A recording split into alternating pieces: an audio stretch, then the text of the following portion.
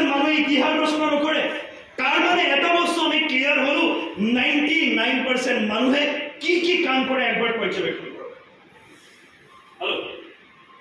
And যিসকল মানুহৰ 10% believe level নাই তেওঁলোকৰ কাৰণে বিজনেছ নহয় বুলি কৈছে hello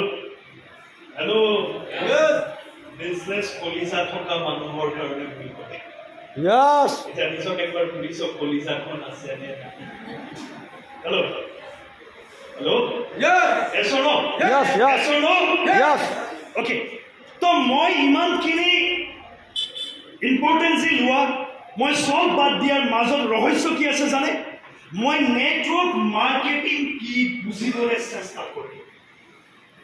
Network marketing e future ki dibo tar bujibole chesta kori. Network marketing or azir samoyot আৰু আহিবলগীয়া ফিউচাৰত ইয়াৰ পসিবিলিটিজ এণ্ড পটেনচিয়েল কি আছে তাক বুজিবলৈ চেষ্টা কৰিলোঁ আৰু বহু মানুহে নেটৱৰ্ক মাৰ্কেটিঙত আনক দেখি জইন কৰি লয় হেল্ল'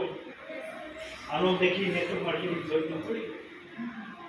নেটৱৰ্ক মাৰ্কেটিং ষ্টাডি কৰক যিটো বিজনেছত আপুনি মই গুৰুত্ব নিদিওঁ এই বিজনেছটো আজিৰ টাইমত বিশ্বৰ যিমানবিলাক ডেভেলপ কাণ্ট্ৰি আছে এই কাণ্ট্ৰি বিলাকত কেনেকৈ ইম্পৰ্টেঞ্চ আছে আপোনালোকে জানে প্ৰথমে এটা বস্তু মন কৰক আপুনি মই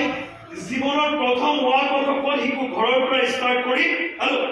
এলকেজি এতিয়া এলকেজি ইউকেজি ষ্টাৰ্ট কৰিছিল আমি এলপি স্কুল গৈছিলোঁ মই গাঁৱৰ পৰা হেল্ল' এলপি স্কুলত গৈ শিকিছিলোঁ yes or no yes or no আমি সমাজত কেনেকৈ জীয়াই থাকিব লাগে আমাক কোনে শিকায় আমাৰ একাডেমিক সিলেবাসে শিকাইছে yes or no yes or no Yes. এতিয়া মই কি ক'ব বিচাৰিছো ভালকৈ কাণখন খুলি যিখন ইণ্ডিয়া যিখন অসমত আজিৰ টাইমতো আপুনি নেটৱৰ্ক মাৰ্কেটিঙক ইম্পৰ্টেঞ্চ দিয়া নাই এই নেটৱৰ্ক মাৰ্কেটিঙত এই ডাইৰেক্ট সেলিং ইণ্ডাষ্ট্ৰি বিশ্বজুৰি ৰিভলিউচন ক্ৰিয়েট হ'ল কেনেকৈ হ'ল বিশ্বৰ যিমানবিলাক স্কুল কলেজ আছে বিশ্বৰ যিমানবিলাক একাডেমিক সিলেবাস আছে প্ৰত্যেকখন একাডেমিক সিলেবাসত নেটৱৰ্ক মাৰ্কেটিঙক এজ এ সাবজেক্ট হিচাপে ইনক্লুড কৰা হ'ল মাই ডিয়াৰ ফ্ৰেণ্ড এটা ভাল খবৰ কওঁ মোৰ যে বিৰাট মজা লাগে এইবিলাক মেছেজ নিজে পাছ কৰি নিজে ফুৰি থাকি কেনেকুৱা লাগে জানে নাজানো যেগুলো নেটৱৰ্ক কৰে যেগুলো নেটৱৰ্ক পাগল নিচিনা কৰে তেওঁলোকৰ চিনাত তাহাত হৈছে হেল্ল' আশিস দিলো ভাৰতবৰ্ষৰ কেইবাখনো ইউনিভাৰ্চিটি নেটৱৰ্ক মাৰ্কেটিঙত একাডেমিক সিলেবাসত অন্তৰ্ভুক্ত কৰা হ'ল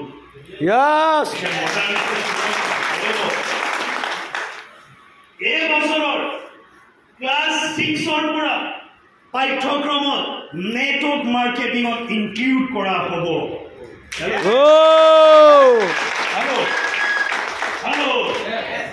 আৰু মই গেৰেণ্টি দিছোঁ মহেন্দ্ৰ ছাৰে নেটৱৰ্ক কৰে অৰুণ ছাৰে নেটৱৰ্ক কৰে আৰু কোনোবা টিচাৰ আছে নেকি আমাৰ মাজত আমাৰ শিক্ষাৰ্থী মানে নেটৱৰ্ক কৰে আহিবলগীয়া টাইমত তেওঁলোকক যদি স্কুলত বুজাবলৈ দিয়া যায় নেটৱৰ্ক তেওঁলোকে বুজাব পাৰিব আৰু মই গেৰেণ্টি দিছোঁ এনেকুৱা কোনো স্কুল এনেকুৱা কোনো ইউনিভাৰ্চিটি নাই য'ত আমাৰ নিচিনাকৈ নেটৱৰ্ক বুজাব পৰা প্ৰফেচাৰ জন্ম হ'ব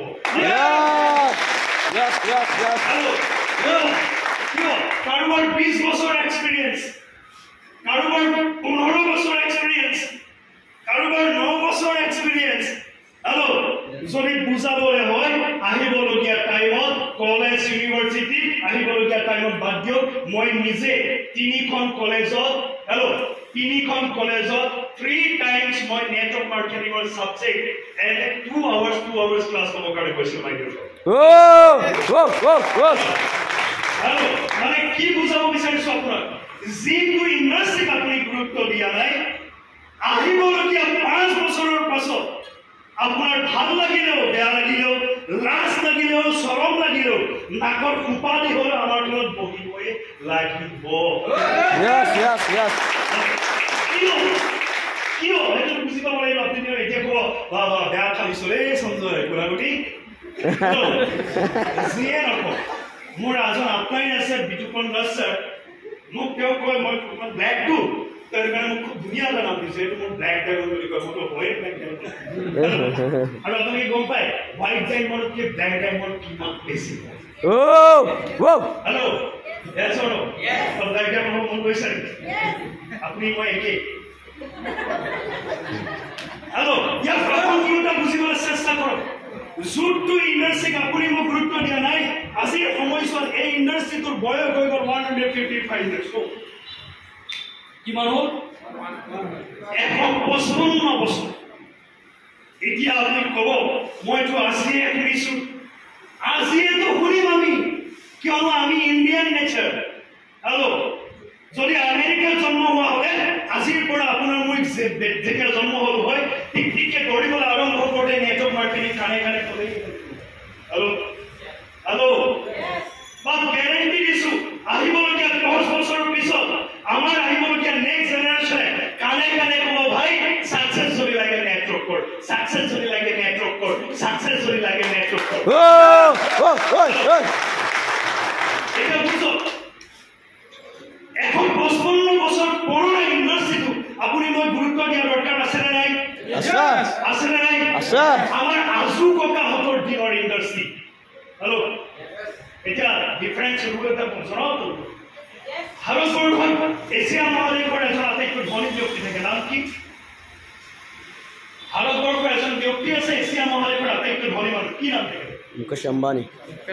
মুকেশ আম্বানী দেউতাকৰ নাম কি ধীৰুভাই আম্বানী ধীৰুভাই আম্বানী যেতিয়া জন্ম হৈছিল মোৰ আজুককাও তেতিয়াই জন্ম হৈছিল হেল্ল' ধীৰুভাই আম্বানী যেতিয়া জন্ম হৈছিল ধীৰুভাই আম্বানী বয়সৰ ঢেৰ মানুহ এখন ইণ্ডিয়াত জন্ম হৈছিল নে নাই এইটো দিনত এজনে টকিলে মানুহ অকল ধীৰুভাই আম্বানী আহি তেনেকুৱাটো নহয় আৰু হয়নে নহয়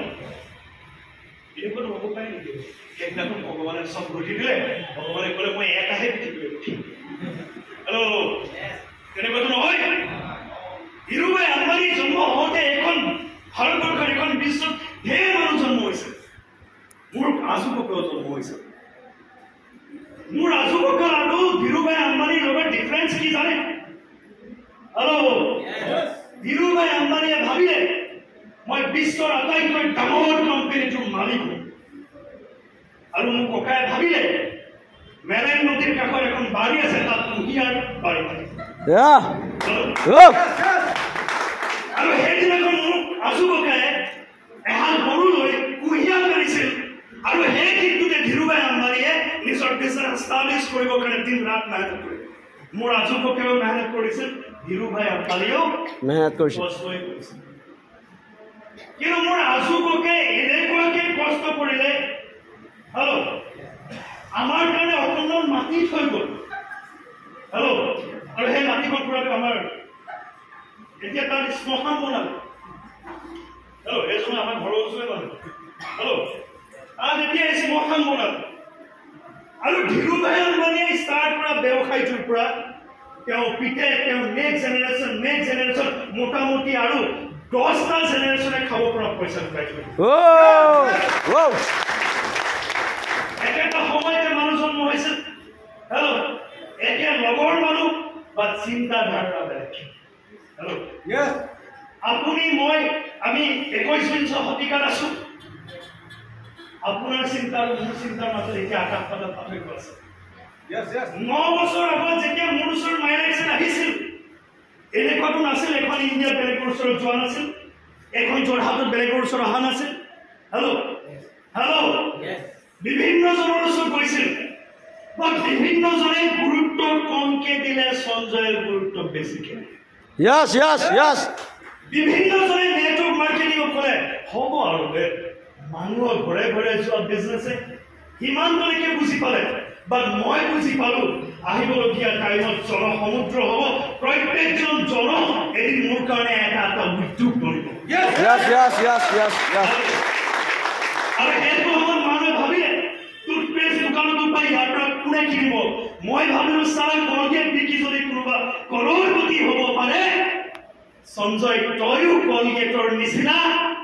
তাতোতকৈ উন্নত মানদণ্ডৰ হাৰ্বেল টুথপেষ্ট বিকি তয়ো কৰোৰপতি হ'ব পাৰে। Yes. হেল্ল'